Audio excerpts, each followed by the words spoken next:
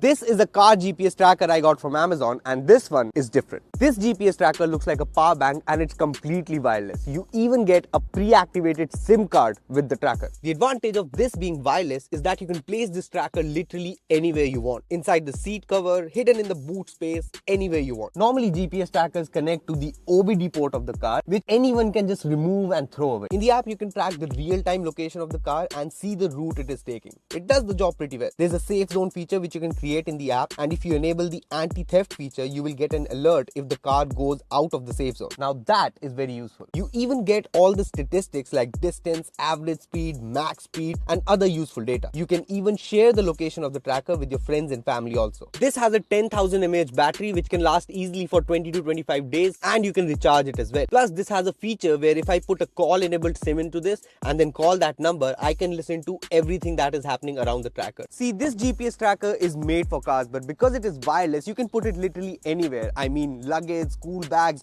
under the seat of a bike or a scooty. I mean, it's really useful stuff. Send this to someone who really needs to get this, and see you tomorrow.